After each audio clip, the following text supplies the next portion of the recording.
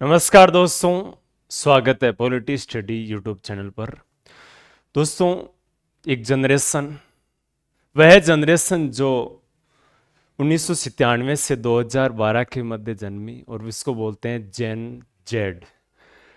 हाल ही में लद्दाख में एक बड़ा आंदोलन शुरू है जो आज ही के दिन जो एक पिछले 14 दिन से अनशन चल रहा था सोनम वांगचुक के नेतृत्व में, और उसमें कुछ 2 लोगों की तबीयत ज़्यादा खराब होने की वजह से उनको हॉस्पिटलाइज किया गया और उसके वजह से जो जेन जेड है वो भड़क उठी और उन्होंने एक अनशन को एक आंदोलन का रूप दे दिया।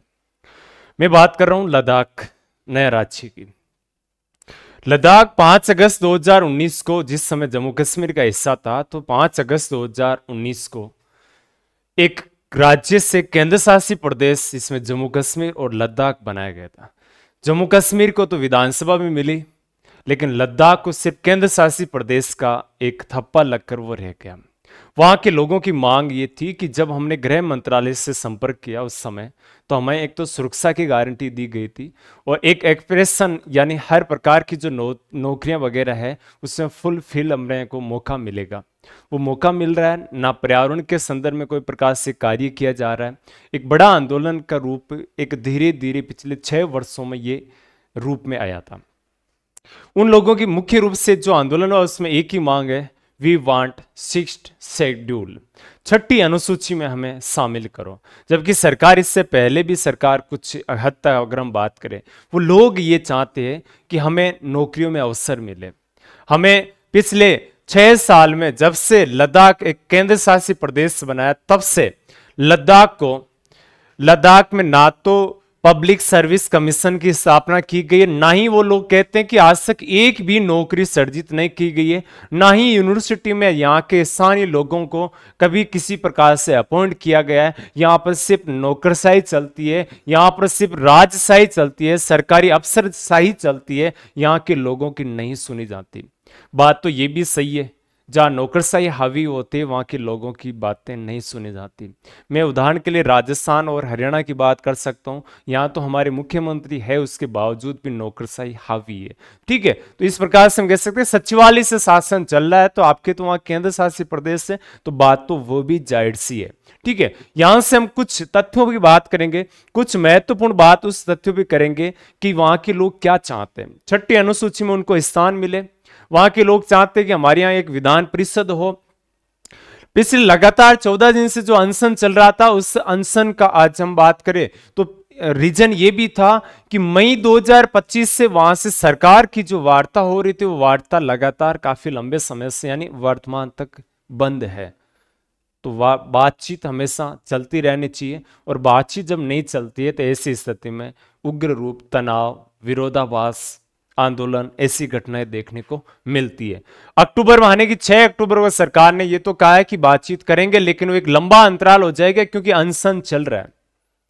अनशन चल रहा है वांगचू, सोनम वांगचू और अन्य बहुत सारे वरिष्ठ सदस्य यहां पर अनशन कर रहे हैं अपनी संस्कृति को बचाने के लिए, अपने पर्यावरण को बचाने के लिए। वो कहते हैं कि आपदा से हमें कैसे बचाओगे, हमें संविधान से हमें सुरक्षा चाहिए।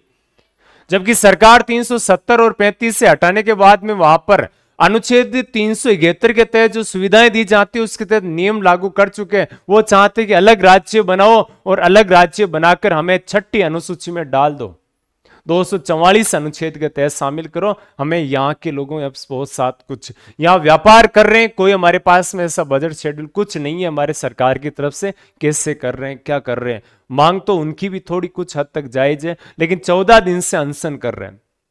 सरकार की बातें, सरकार से बातें मनवाने के लिए वो एक शांतिपूर्ण अनशन कर रहे थे, और एक जनरेशन है जिसने इस बात को क्या किया, 2 लोगों की तबीयत बिगड़ने की वजह से आज के दिन लद्दाख में बंद रखा गया था और बंद का विस्फोट हुआ, जिसमें आंदोलन और कुछ आगजनी घटनाएं घटित हुई। एक केंद्र में सत्ता है जिस सरकार की, भाजपा के एक बड़े से स्तर के कार्यालय जो स्थापित था, ऑफिस है, उसको जला दिया गया। ये भी घटनाएं देखने को मिली। ठीक है, और वहां की लोगों की मांग कुछ हद तक जाहिर हुई। इस मामले में बड़े स्तर पे सरकार, हालांकि सुरक्षा एजेंसियों की बात करें तो रक्षा गृह मंत्रालय के द्वारा सीआरपीएफ और आईटीबीपी की बटालियन वहां भेजी गई है इस स्थिति को सामान्य करने के लिए। आंदोलन अनशन अभी तक जारी है, वार्ता भी होनी है, आज क्या रहता है उस वार्ता में कुछ हद तक, लेकिन इस स्थिति को कंट्रोल करने के लिए ये भी जाहिर है। अब हम कुछ हद तक बात करेंगे, और बात तक अगर हम बात करें तो उसमें हम एक चीज कह सकते हैं कि कुछ बातें जो कुछ मांगे इस सरकार की होनी चाहिए वो किस प्रकार से, और वहां की इस स्थिति को बिगड़ने और वापस संभलने के पीछे कुछ मांगे। यह आंदोलन लंबे समय से चल रहा था, और इस आंदोलन की मांग प्रमुख घटनाएं किस हद तक सरकार ने प्रयास किए, कौन से प्रयास अभी तक बाकी है जो आपके एग्जाम की दृष्टि से महत्वपूर्ण आगे की वो बात मैं करने वाला हूं। एक तो अनुच्छेद 240 के तहत विनिमय और लद्दाख की छठी अनुसूची की मांग जो काफी हद तक चल रही है। चर्चा में रहने के पीछे नौकरी में आरक्षण चाहिए वहां के लोगों को, भाषा के आधार पर मान्यता चाहिए, लद्दाख के लोगों को राजनीतिक प्रतिनिधित्व, लंबे समय से चली आ रही मांगों को पूरा करने के लिए केंद्र सरकार छठी अनुसूची का दर्जा देने के बजाय उनको अनुच्छेद 240 के तहत लद्दाख के लिए कुछ नियम जारी किए, जैसे व्यापक मैंने कहा अनुच्छेद 371 के तहत जो नियम है वो उसके तहत छठी अनुसूची में शामिल नहीं किया गया। 240 के अगर बात करें तो राष्ट्रपति कुछ संघ राज्य क्षेत्रों में शांति और सुशासन विनियमन के लिए शक्ति प्रदान करता है, और इन नियमों के संसद के अधिनियमों के समान बल प्राप्त होगा। संसद के नियम यानी जैसे संसद के नियम होते उसी प्रकार से राष्ट्रपति की शक्ति यहां पर प्रभावी होती है, ध्यान रखना, ठीक है। यानी विद्यमान कानूनों को संशोधित और निरसित करने की शक्ति किसके पास में होती है, यहां पर संसद के अधिनियमों के समान यानी राष्ट्रपति के पास होती है। प्रमुख मांगे, अगस्त 2019 में 370 निरसित हुआ, और जम्मू कश्मीर पुनर्गठन अधिनियम 2019 क्रियान्वयन के बाद लद्दाख को बिना विधायक का, यानी वहां पर विधानसभा है ही नहीं, केंद्रीय संचालित कर रहा है। विधानसभा याद रखना दिल्ली में है, पुदुचेरी में और जम्मू कश्मीर में, 3 केंद्र शासित प्रदेशों में 3 ऐसी यूनियन टेरिटरीज है जहां विधानसभा है। तो ये भी मांग कर रहे हैं इनकी कि हमारी विधानसभा होनी चाहिए। हम मांग करें तो किससे करें, हमारे यहाँ नौकरशाही मिलती है, अफसरशाही मिलती है, जो हमारी बात सुनते नहीं है। लोकतंत्र में हम जी रहे हैं, लेकिन सत्ता है, सरकार है, अफसरशाही को भेज देती है। हमें विधायिका चाहिए, हमारी चुनी हुई सरकार चाहिए, क्योंकि वो लंबे समय तक सरकार में विधानसभा के मुख्यमंत्री इनके कार्य में रह चुके हैं। लेह इनके देखो नेतृत्व कौन कर रहे हैं, Leh apex body, Kargil democratic alliance, Ladakh को उनकी भूमि, नौकरियों और सांस्कृतिक पहचान की रक्षा के लिए संविधान की छठी अनुसूची में मांग करने के लिए वकालत कर रहे हैं। याद रखना लेह जिला शामिल है, कारगिल का जिला शामिल है। जब इनको अलग किया गया था तो लेह तो बहुत खुश था कि हमने एक अलग केंद्र शासित प्रदेश बन गया, लेकिन कारगिल वाले लोग चाहते थे कि अलग करना तो कुछ हद तक गलत है। विरोध की वर्तमान में दोनों जिलों में ये विरोध हुआ है, ध्यान रखना। मांगे मुख्य रूप से इसमें ये शामिल इसमें की गई है। कुछ विनिमय पहली बार किया गया था, अधिवास आधारित संरक्षण, यानी स्थानीय लोगों को स्थानीय नौकरियों में कुछ हद तक छूट देना और उन्हीं को नौकरियां प्रदान करना, ठीक है। ये इनके लिए सरकार ने 15 वर्ष का निवास, 7 वर्ष की शिक्षा और लद्दाख से कक्षा 10 और 12वीं कक्षा उत्तीर्ण किया तो उनको अधिवास यानी वहां का स्थानीय निवासी माना जाएगा। आरक्षण का प्रावधान, इसमें SC, ST, OBC और सामाजिक और शैक्षिक रूप से पिछड़े वर्ग समूह, और इनको 85% से सीमित है, जबकि EWS है उसको भी 10% यानी लगभग बहुत कुछ हद तक इसमें आरक्षण भी प्रावधान किया गया, विनिमय के तहत किया गया, ध्यान रखना। यानी बाहरी लोगों को रोकने का प्रयास किया गया। और इसमें महिलाओं को प्रतिनिधित्व देने के लिए लद्दाख स्वायत्त पर्वतीय विकास परिषद अधिनियम 1997 में संशोधन किया, इसमें महिलाओं को भी प्रतिनिधित्व दिया गया। इसको बोलते हैं LAHDC, ठीक है, LAHDC इसको बोला जाता है। अब इससे महिलाओं को कितना % आरक्षण की बात की, 1/3 आरक्षण की बात इसमें संशोधन करके जोड़ी गई सरकार द्वारा।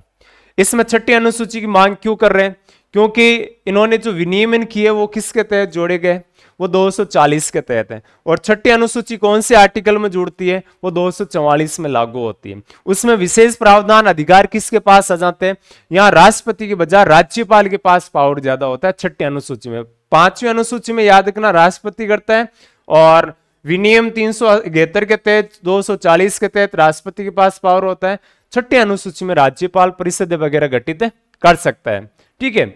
एक तो भूमि अधिकारों के लिए सुरक्षा के उपाय की बात की, रोकने के लिए छठी अनुसूची का दर्जा आवश्यक है जहां अनियंत्रित पर्यटन बुनियादी ढांचे के विकास से नाजुक परिस्थिति तंत्र को खतरा है। 97% से अधिक जनजातीय आबादी अपने सांस्कृतिक और आर्थिक अस्तित्व के लिए भूमि पर निर्भर है, इसलिए अधिकारों की रक्षा, भूमि लोगों की संस्कृति रक्षा के लिए इस प्रकार के अधिकार जरूरी और इसके लिए मांग की गई। ठीक है, अब इसमें देखो जिला परिषदों के लिए, स्वायत्त जिला परिषदों के लिए छठी अनुसूची दर्जा जो वन है, भूमि है, जल संसाधन है, प्रथागत कानून है, कुछ प्रथाएं जो वहां की है उनके वैसे कानून है, स्थानीय लोगों शिक्षा पर कानून बना सकते हैं। ठीक है, विधायी स्वायत्तता मिलती है इसके तहत। और छठी अनुसूची के अंतर्गत एडीसी को, एडीसी मतलब ये समझ रहे हो स्वायत्त जिला परिषद है, प्राथमिक शिक्षा और सांस्कृतिक संरक्षण की संवैधानिक अधिकार इसमें मिलता है। छठी अनुसूची है क्या? एक तो याद करें इसमें अनुच्छेद आता है 244 का दूसरा खंड। इसमें 4 राज्य असम, मेघालय, त्रिपुरा और मिजोरम, तो 12 अनुसूची उसमें छठी अनुसूची में इसका उल्लेख 4 ही राज्य शामिल है। ठीक है, भारत की यहां पर क्या है, जनजातीय आबादियां ज्यादा है। भारत की अन्य जनजातीय आबादियों के विपरीत अपने पारंपरिक तौर तरीके से बड़े पैमाने पर यह संरक्षित है, यानी जनजातियां हैं लेकिन बाकी जनजातियों से ये विशिष्ट विशेष जनजाति, इनकी अपनी प्रथाएं, अपने रीति रिवाज, अपने तरीका सब कुछ अपना होते हैं। इसमें विशेषताएं, इसमें देखो जिले और क्षेत्र स्वायत्त जिलों के रूप में गठित किया जाता है, यानी जनजातीय क्षेत्रों को स्वायत्त जिलों के रूप में गठित किया जाता है। संबंधित राज्य के कार्यकारी प्राधिकारी इसके अधीन रहते हैं, काम करने वाले प्राधिकारी अधिकारी कर्मचारी जो होते हैं नौकरशाही वो इसके अधीन होते हैं। राज्यपाल के पास स्वायत्त जिलों की सीमाओं को व्यवस्थित करने, पुनर्गठन करने और पुनः परिभाषित करने, यदि वहां कई जनजातियां एक साथ रहती है तो उन्हें स्वायत्त क्षेत्रों में विभाजित करने की शक्ति भी राज्यपाल के पास है। पावर किसके पास है यहाँ पर? तो राज्यपाल यानी गवर्नर के पास में होता है। स्वायत्त जिला और क्षेत्रीय परिषदें, राज्यपाल को इन 4 राज्यों में स्वायत्त जिला परिषदें और स्वायत्त क्षेत्रीय परिषदें बनाने का अधिकार है। प्रत्येक जिले में 30 सदस्यों की एक जिला परिषद होती है, 26 वयस्क मताधिकार द्वारा निर्वाचित और 4 राज्यपाल द्वारा मनोनीत होते हैं। वर्तमान में की अगर हम बात करें तो 10 ऐसी एडीसी स्वायत्त परिषदें हैं और जिले कितने हैं? 4 जिले इसमें मोस्टली है, ध्यान रखना। स्वायत्त में अपनी क्षेत्रीय परिषदें होती है, 5 वर्ष तक अपना पद संभालते, जैसे मानो कि मुख्यमंत्री और ये सरकार होते, उस प्रकार से परिषदें यहाँ पर अपना काम करते हैं। बहुत अच्छा एक जाति के अकॉर्डिंग होते हैं, बहुत शक्तियां इनको प्रदान की जाती है राज्यपाल द्वारा, पहले भी भंग नहीं किया जाए। विधायी शक्तियां होते हैं एडीसी और एआरसी दोनों राज्यपाल की सहमति से भूमि, वन, जल, झूम खेती, ग्राम प्रशासन, विवाह, उत्तराधिकार, सामाजिक रीति रिवाज जैसे मामलों पर कानून बना सकते हैं। न्यायिक शक्तियां परिषदें जनजातीय विवाद के लिए ग्राम परिषद न्यायालय गठित कर सकती है तथा अपीलों की सुनवाई कर सकती है, अपील की सुनवाई भी ये कर सकती है। ठीक है, इन मामलों पर उच्च न्यायालय का अधिकार क्षेत्र राज्यपाल द्वारा परिभाषित, यानी राज्यपाल इन सब अधिकारों को क्या करता है? परिभाषित करता है। प्रशासनिक शक्तियां इनके पास में होती है, भूमि राजस्व आकलन की शक्तियां इनके पास होती है। ठीक है, इसके अलावा राज्य और केंद्रीय कानूनों से थोड़ी कुछ हद तक इनको स्वायत्ता होती है। संसद और राज्य विधानमंडल के अधिनियम इन जिलों पर लागू नहीं होते हैं, इसलिए यहाँ पर पूरी शक्तियां हैं, बहुत अच्छी शक्तियां इनको प्रदान की जाती है, लेकिन 4 ही राज्यों को है। भूमि सुरक्षा उपाय, जम्मू कश्मीर, सिक्किम और हिमाचल प्रदेश के समान भूमि स्वामित्व प्रतिबंध बाहरी अधिग्रहण को रोकने, यानी बाहर के लोग हैं यहाँ पर नई प्रकार से जमीन नहीं खरीद पाते, ना स्थायी रूप से निवास कर पाते, कुछ विशेष स्थानीय लोगों को यहाँ पर छूट प्रदान किए जाते हैं। स्थानीय निवासियों को भूमि हस्तांतरण को सीमित करने के लिए एक विशेष भूमि विनियमन कानून बनाया जाना चाहिए, ये विशेष बात इसमें निकल कर सामने आती है। ठीक है, फिर वही बात है कि मोस्टली यहाँ पर टारगेट जो रहता है वह है नौकरियों में आरक्षण, भाषा के आधार पर मान्यता और छठी अनुसूची के तहत इसको शामिल करना। ये मांग मुझसे मुख्य रूप से किनकी है? तो ये जनरेशन जेड की है, और जो लद्दाख में हाल में बड़े स्तर पे आंदोलन कर रहे हैं, यानी नेपाल में जो क्रांति हुई उसी प्रकार से लोग कुछ हद तक लोग ये कहते हैं कि उसी का कुछ प्रभाव है, लेकिन यहाँ की इनकी मांगे कुछ अपने हस्तक है। ये अपनी मांगों को लेकर ये इस प्रकार की विचारधारा का आंदोलन कर रहे हैं। हालांकि अनशन सोनम वांगचुक बड़े स्तर के बहुत शिक्षाविद है, बहुत अग्रणी सोच के लेकर चलने वाले एक महान व्यक्तित्व है, ध्यान रखना। ठीक है, उम्मीद है सरकार इस पर अच्छा फैसला करेगी, सोच समझ कर फैसला करेगी।